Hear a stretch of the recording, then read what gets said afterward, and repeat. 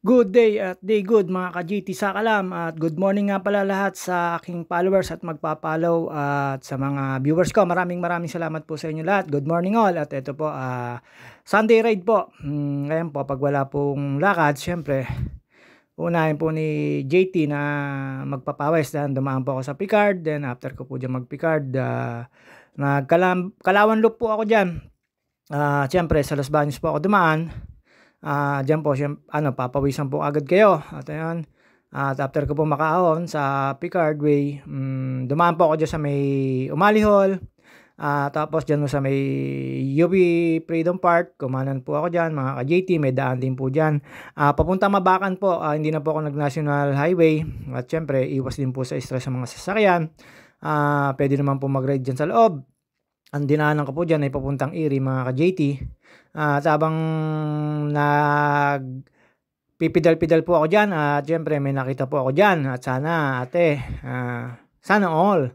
At ayun po, ang dami pong nagjo-jogging at sinuwerte po si Pinsan Chino dyan at ang dami siya na window shopping dyan mga ka-JT at yan, meron po ako nakita dyan bagong baba po sa sasakyan at magpapapawis mga ka-JT. At shoutout po sa inyo mga ate at ingat-ingat po sa mga nagra-ride at sa mga nagbikers. Ingat-ingat po tayo kung konting pakikipagtalo lang at konting aberya sa sasakyan. Umiwas na po tayo para ayan po sila ate, para hindi na po tayo maabala at wala pong mangyari sa atin. Konting unawa na lang at pag-unawa at lawak ng kaisipan na lang po ang ating pairalin mga ka-GT at ayan po dumaan po ako sa engineering department sa UP. Dire-diretso lang po yan. Ang labas po niyan ay Erie. Pagka-diretso nyo po dyan, makikita nyo po isang mahabang joggingan dyan na meron pong gasoline station. At habang pumipidal po ako dyan, nakita ko po dyan sa isang side na yan ng UP sa may papuntang Erie. Kasi dyan dire-diretso lang tapos wala akong mga sasakyan at hindi tayo magpapakyut mga ka-GT. Piling Matulen, syempre maganda ko kalsada dyan mga ka-GT at ayan, UP Erie po yan mga ka-JT. Diyan po yung mga palay-palay na tinatransfer, yung mga puno-puno na ginagawa ng kung ano-ano mga ka-JT. At ayan po, diretso lang po yan. Ang labas po niyan ay Erie mismo. At ayan, habang nagpapakita ko dyan, nakita ko po yung mga nagja-jogging sa umaga dyan. Isang parte rin po yan ng UP.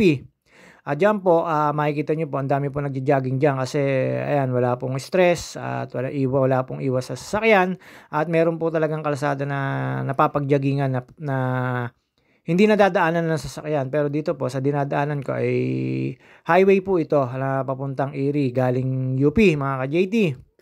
At ayan po, nakikita nyo po, ang dami po nagja-jogging dyan. Minsan po, nagja-jogging po ako dyan, kaya lang minsan ang init po dyan. Pero ngayon pong Sunday at nagbike lang po tayo mga ka-JT. At ayan, marami naman po pagja-joggingan dito at pagpapawisan dito na lugar sa may UP mga ka-JT. Pag yan ay diniretso nyo po ay makikita nyo po dun sa dulon-dulo niya na circle tapos mayroon pong Riles at ayun, pagpakaliwa po kayo papunta po Maahas papunta Los Baños Junction po. Pag kumanan po kayo, syempre, papunta po yan ng Mabakan, Tarangka, Puypoy, Mainit. Ayan po, ayan, syempre, nakita nyo na po yan, yung circle na yan, yung pakabilahong yan, mayroon pong sa kaliwa na yan, ay mayroon pong Riles dyan. Kumanan lang po ako, syempre, dun po ako dadaan sa may papuntang Mabakan, mga ka-GT. Kalawan Loop din po yan. Yan lang po ay kukunti lang po yung mga sasakyan na yan. Makikita nyo po yung ambience dyan.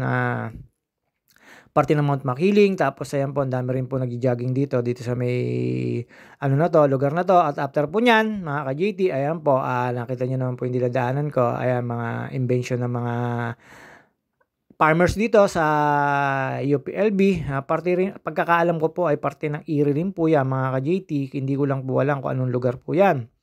Pero nasa loob po ako ng UP area. Palabas po ako ng Mabakan, Bae, mga ka-JT. Hindi ko alam kung ano may sakop na dyan. Basta pagkakalam ko po ay paanuhan rin po ng binhi ng area, mga ka-JT. At habang pumipidal po ako diyan, siyempre nag-slow mo po yung aking cellphone, hindi naman po siya nag-hang, talagang ini-slow mo ko lang po para makita lang po yung view. At after po niyan siyempre straight line niyo lang po 'yan, straight ahead at makikita niyo po 'yan, 'pag nakita niyo na po yung mga grills na 'yan, tapos yung puno-puno sa kanan, medyo off-road lang po diyan, medyo may mga lubak, mga nahuhukay na semento mga ka-JT, ayan po sinasabi ko. Nalalapit na po kayo sa may ano, may Barrio Mainit at sa Barrio Puypoy at ayun, meron po tayong dadaanan crossing diyan tapos kaliwa Riles, Talipapa, diretso lang po tayo Pamabakan, Purok 3, Purok 4, dire-diretso lang din po 'yon mga ka-JT hanggang sa makakarating po kayo ng Mabakan Elementary School, straight ahead lang po 'yon, basta po 'yan hindi po kayo maliligaw diyan, sundan niyo lang po 'tong kalsada na 'to. At 'pag nakita niyo na po yang crossing na 'yan mga ka-JT, may makikita po kayong crossing diyan mga ka-JT, ayan marami pong tao diyan, marami ng bahayan.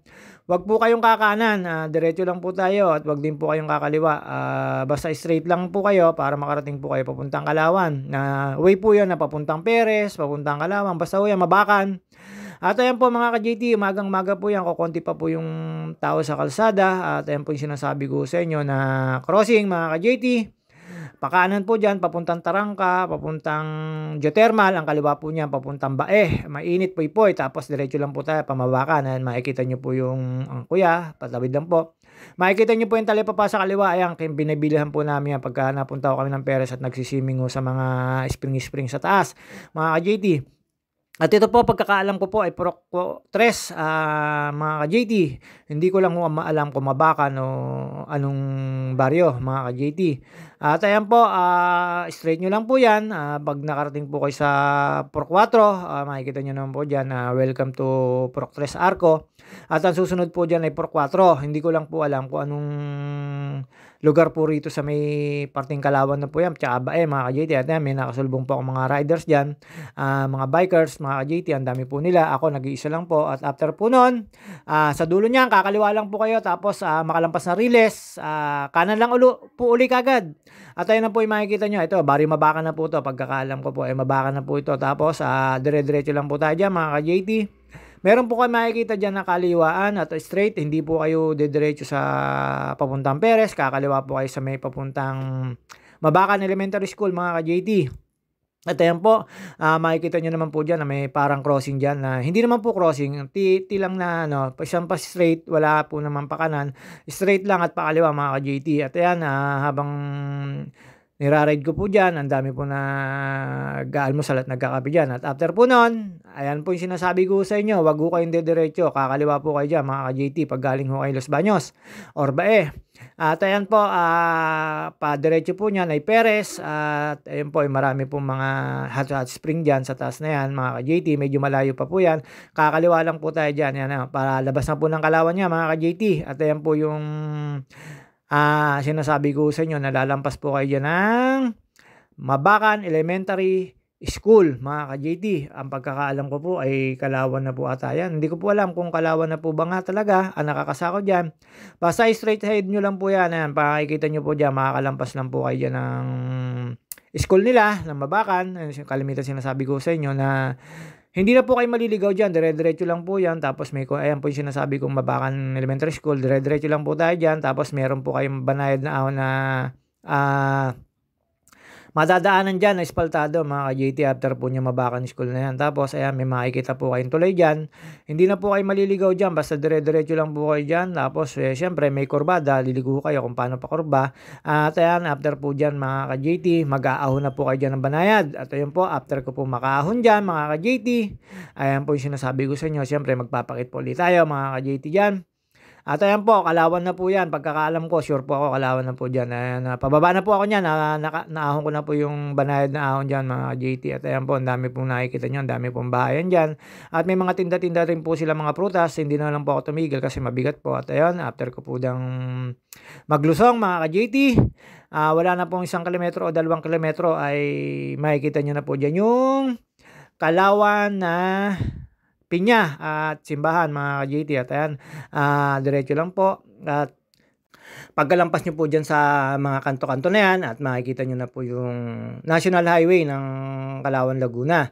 At ayan, 'pag natumbok niyo naman po 'yan ay hindi naman po kayo maliligaw diyan mga ka-JT.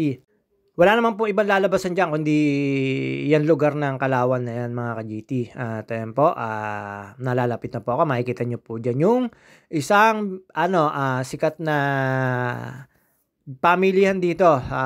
Kulay green siya mga ka-JT pero hindi siya gold. At ayan, nasa kaliwa po. Tapos nasa kanan na po, ayan, National Road na po 'yan mga ka-JT. Makikita niyo na po agad diyan yang church ng Kalawan. Tapos ayan po yung sinasabi ko sa inyo, tumawid na po ako. At ayan, makikita niyo na po diyan yung pinya na nasa gitna mga ka-JT. At after po niyan, nagpahinga lang po ako diyan.